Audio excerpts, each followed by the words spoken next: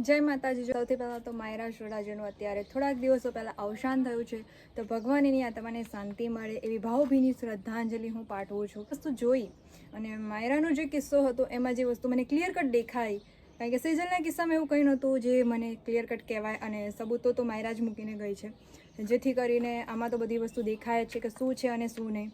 તો એ બધી વસ્તુ તો બહાર નહીં રહી, પણ મારે તો મેઇન ટોપિક એ હતો કે છોકરીઓ જે છે તો એ લોકો આવી કોઈ પણ સમસ્યા સર્જાય ને તો પહેલાં તો થોડોક ગુસ્સો છોડી થોડાક શાંત થઈ અને કોઈનું કહેવાનું માનો, બિકોઝ કે તમારું ફેમિલી જે છે ને એના સિવાય બીજું કોઈ જેવું નથી હોતું જે તમને સારી રીતે સમજતા હોય, તમને સૌથી વધારે પ્રેમ કરતા હોય।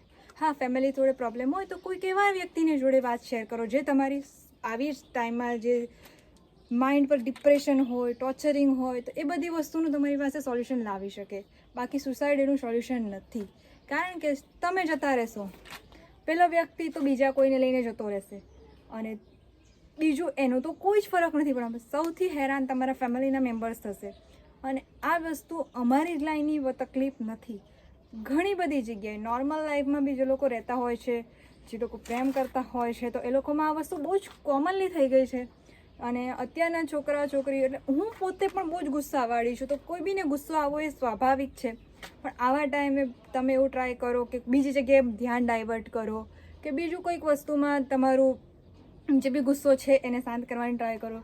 સુસાઇડ આનું સોલ્યુશન નથી, અને આવી રીતે કરશો ને તો તમારા ઘરનાને જ સૌથી વધારે તકલીફ પડવાની છે। સેમ એ જ વસ્તુ અમારા સેજલબેનમાં બી થઈ ચૂક્યું છે। હવે આ એનો કિસ્સો આનો અલગ છે, વસ્તુ બહુ બધી વસ્તુમાં ફરક છે જોઈએ, પણ એવું પણ ના હોવું જોઈએ કે તમારો જીવ જ લઈને જતો રહે।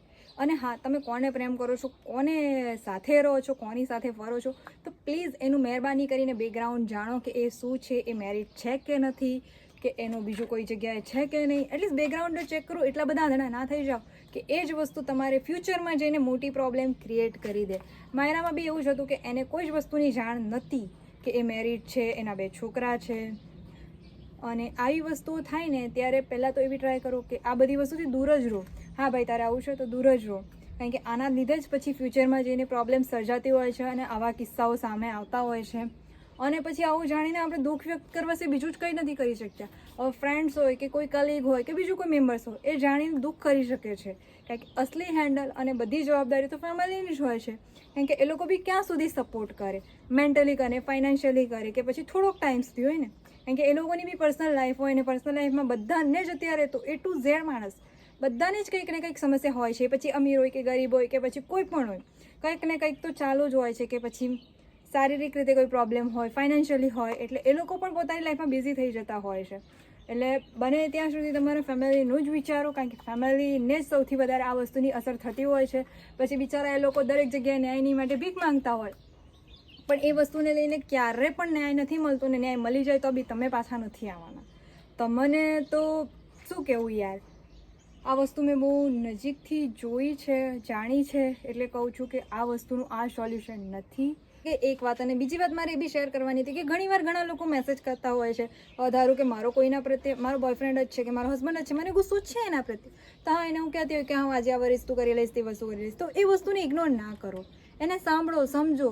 અગર કદાચ નથી માનતું તો એને એકલું ના મૂકો, બને ત્યાં સુધી એની જોડે રહો। કદાચ એ અંદર જતું બી રહે કે કશે ભાગી બી જાય તો એને પકડવાની ટ્રાય કરો, કે એને કદાચ તમે ફ્રેન્ડ્સમાં છો, ફેમિલીમાંથી નથી, તો ફેમિલી જોડે એને મોકલી દો। ગુસ્સો શાંત થશે એટલે ઓટોમેટિક બધી વસ્તુ નોર્મલ થઈ જ જવાની છે, તો પણ તમે એને ઇગ્નોર કરીને જતા ના રહો। જો તમે ઇગ્નોર કરીને જતા રહેશો ને તો પણ આવા કિસ્સા થવાના જ છે।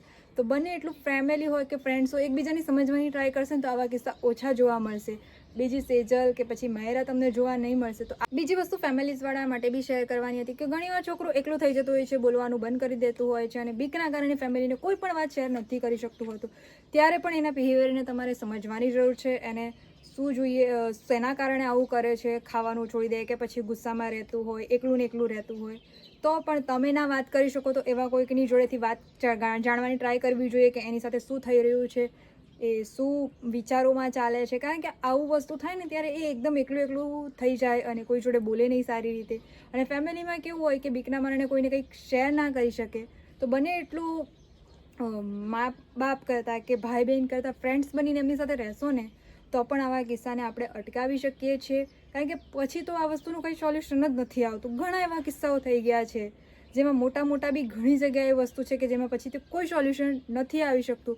પછી એ કોઈ પણ વસ્તુ હોય તો બેટર એ જ છે કે આપણે પ્રી પ્લાનિંગ કરીએ અને આવા કિસ્સાને થતાં જ અટકાવી દઈએ. તો નીકળી જ છે તો હું તમારી જોડે એ વસ્તુ પણ શેર કરી દઉં કે આવા બધા કિસ્સાઓમાં ઘણા બધા એવા સબૂત પુરાવાઓ મરી જતા હોય છે કે નાની મોટી વસ્તુ બીજી કોઈ ખાત લાગી જતી હોય છે, જેના કારણે આ જે કેસ હોય તે વધારે લાંબો સમય સુધી ચાલતો નથી. અને ચાલે તો એટલો લાંબો ચાલે કે એટલા સમય સુધી જે માણસ હોય કે જે ઘરના હોય લોકોના પૈસાનું બરબાદી થતી હોય અને છેલ્લે તો ન્યાય તો કોઈક વાર મળી બી જતો હોય છે, કોઈક વાર નથી બી મળતો. તો આવા બે કિસ્સાઓ થાય.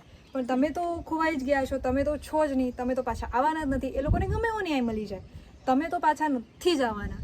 અને તમારી જે કમી છે ને એ ઓલવેઝ વર્તાવવાની છે. હવે તમે સિમ્પલ ઉદાહરણ આપો કે તમારા શરીરનું એક અંગ છે એ નથી, તો તમને કેવી ફિલિંગ આવે? તો મા બાપને બી એવી જ ફિલિંગ આવવાની છે. તો જેથી કરીને તમે આવું વિચારો જ નહીં, કરો જ નહીં. ના તમારા મા બાપે કોર્ટ કચેરીના કે પોલીસ સ્ટેશને ધક્કા ખાવા પડે કે ના બીજું કંઈ કરવું પડે. એટલે આ વિડીયો જે લોકો બી જોઈ છે ને તો લોકોને એ જ કહીશ કે સચ્ચાઈ રિયલ લાઈફની આ છે કે મા બાપ લોકો રખડતા રહેશે, તમારા ચીક્કુ જાનું બબુ કે જે તમારી જાનુડી હોય બબુડી હોય એ બિંદાસ ફરતી રહેશે ને મા બાપ તમારા બિચારા દુઃખી થતા રહેશે. તો દુઃખી ના કરતા મા બાપને, કારણ કે મા બાપ તમારા માટે બહુ બધા સેક્રિફાઈસ કરતું હોય છે, બહુ બધી જગ્યાએ મહેનત મજૂરી કરતા હોય છે અને પોતાનું લોહી પરસેવો બધું જ એક કરતા હોય છે. તો એમની આત્માને ના કગલાવતા અને આવા પગલાઓ ભરતા પહેલાં એકવાર તો બસ આ વિડીયોને યાદ કરજો કે એમને જે બી તમારા માટે સારા કામ કર્યા હોય એ યાદ કરજો. મા બાપ પોતાના છોકરાઓને પ્રેમ કરતા હોય ને એટલે ગુસ્સો તો બધાના જ મા બાપમાં હોય, મારા હોય કે તમારા હોય. એટલે એ લોકો થોડું ઘણું તો કહેવાના જ છે. એ કહેતા હોય ને એ આપણા સારા માટે કહેતા હોય. મા બાપ પોતાના છોકરાઓ માટે હોય છે, હું નથી કહેતી કે નથી હોતું. 1% મા બાપ એવું હોય છે, પણ એ લોકોના ગુસ્સા પછાડીનો બી પ્રેમ જ હોય છે.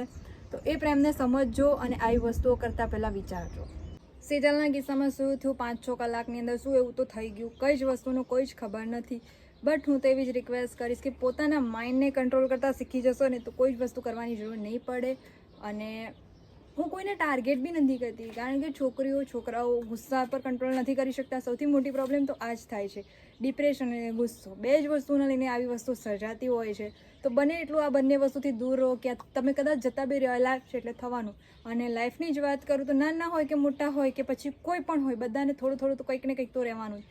એના વગર તો લાઈફ જ નથી ચાલવાની.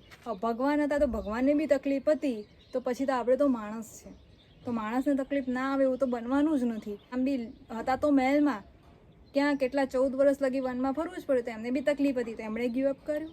નહીં કર્યું. રાધા કૃષ્ણ આપણે કેટલું એમનું નામ આપણે દર વખતે દર વાર તહેવારે કે કેટલી જગ્યાએ લેતા હોય છે. એ લોકો સાથે નથી છતાંય અમર છે. એ લોકોએ કેટલા વર્ષનો વિયોગ સહન કર્યો. તો પણ આપણે તો માણસ છે, એ લોકોને બી તકલીફ થતી હતી ને આપણે બી થવાની જ છે. આમ તો હું માયરાને વધારે પર્સનલી નથી ઓળખતી, પણ છોકરી વિશે જોયું તો બહુ જ દુઃખ થયું કે આવા કિસ્સાઓ હજુ બી ચાલુ જ છે, થઈ જ રહ્યા છે. તો હું અત્યારની જે યંગ જનરેશન છે ને એટલી જ અપીલ કરીશ કે બસ બને ત્યાં સુધી ગુસ્સો શાંત રાખો. અને આવું કંઈક થાય ને તો તમે જેને માનતા હોય, ભગવાન હોય કે પછી કોઈ બી હોય, મોટું હોય નાનું હોય, તો એની પાસે ટાઈમ સ્પેન્ડ કરો, ધ્યાન પોતાનું ડાયવર્ટ કરો, જેથી કરીને તમને આડા અવળા વિચારો ના આવે અને તમે તમારા સીધા ટ્રેક પર જતા રહો. કારણ કે હવે ફ્યુચરમાં બી કરવું બહુ જરૂરી છે. આ વસ્તુ તમે કરી દેશો તો તમે તો બધી જ ને, કોઈ વસ્તુનું કંઈ જ નથી થવાનું. એ છે કે તમે તમારા કરિયર પર ધ્યાન આપો, સારું કંઈક કરો. તો એ વ્યક્તિને બી એવું લાગવું જોઈએ કે નહીં, આ વ્યક્તિને મેં છોડ્યા, આ વ્યક્તિને મેં હેરાન કર્યા, પણ નહીં, આ જે સ્ટ્રોંગલી ઊભેલું છે મારી સામે, એની સામે ફાઇટ કરો, ના કે ગીવ અપ કરો. ને જ્યારે તમને સામેવાળું જોઈએ ને ત્યારે એને એવું લાગવું જોઈએ કે યાર આને મેં છોડી દીધી હતી, આજે આને જોતો ખરો કેટલું સારું છે, કેવી સારી લાઈફ જીવે છે, કેટલું બધી રીતે આગળ છે. તો એવું કરો જેથી કરીને એને અફસોસ થાય. ફાઇટ કરશો ને તો જ આગળ ચાલશે, બાકી તો બહુ જ હેરાનગતિ થાય. અને આમાં બી જે કદાચ કોઈકનું બેબી હોય કે એવી કોઈક વસ્તુ હોય જે લોકોને લઈને કનેક્ટ હોય છે, તો ફ્યુચરમાં એને બહુ જ પ્રોબ્લેમ પડતી હોય છે. બને ત્યાં સુધી વાતથી સોલ્યુશન લાવો કે બીજી કોઈક રીતે સોલ્યુશન લાવો. ગવર્મેન્ટ બી ઘણા બધા આ અકોર્ડિંગના કેમ્પો ચલાવતી હોય છે, ઘણી બધી વસ્તુમાં સપોર્ટ કરતી હોય છે. તો એ વસ્તુનું સોલ્યુશન મેળવવાની ટ્રાય કરો. પણ આ સોલ્યુશન નથી એ વસ્તુનું. હા, તમારા મેન્ટલી કદાચ કોઈક વાર એવું થઈ જાય તો સાયકાટ્રિસ્ટ છે કે પછી ઘણી બધી જગ્યાએ એવા સેવા કેમ્પો ચાલતા હોય છે, તો તેનો સંપર્ક કરો. ક્યાં તો પછી પોતે જ પોતાની લાઈફમાં કંઈક અલગ કરવાની ટ્રાય કરો. તમારું ધ્યાન ડાયવર્ટ થઈ જશે ને તો આ બધી વસ્તુમાંથી તમે ઇઝીલી નીકળી. ઘણા એવા કિસ્સા થઈ ચૂક્યા છે. મેં પણ ઘણી જગ્યાએ ગીવઅપ કરવાની ટ્રાય કરી છે, પણ પેલું કેવું મૂવ ઓન કરવું પડે. તો બસ એ જ મૂવ ઓન કરતા રહો. અને ઘણીવાર એવું પણ થતું હોય છે કે તમે કરી લીધું પણ વચ્ચે અટકી ગયા ને ત્યારે બી બહુ જ ખરાબ હાલત થતી હોય છે. તો એના કરતાં બેટર એ છે કે આ વસ્તુને વિચારો જ નહીં. લાઈફ આપી છે ભગવાને, લાઈફ એક જ વાર મળી હોય તો બસ એને એન્જોય કરો, ખુશ રહો, હરો ફરો, ખાઓ પીઓ, પણ પ્લીઝ આવું વસ્તુ ના કરો. અને માયરા માટે હું એટલું જ કંઈ પણ હોય ત્યાં ભગવાન માતાજી એની આત્માને શાંતિ આપે અને એના ફેમિલીને પણ આ જે મુસીબત આવી છે એના સામે લડવાની તાકાત આપે. અને જે લોકો પણ ગુનેગાર છે એને કડીથી કડી સજા મળે, જેથી કરીને બીજું કોઈકનો આવી રીતે હેરાનગતિ ના થાય, પરેશાન ના થાય ને કે આવો કિસ્સો ના થાય. ઓમ શાંતિ.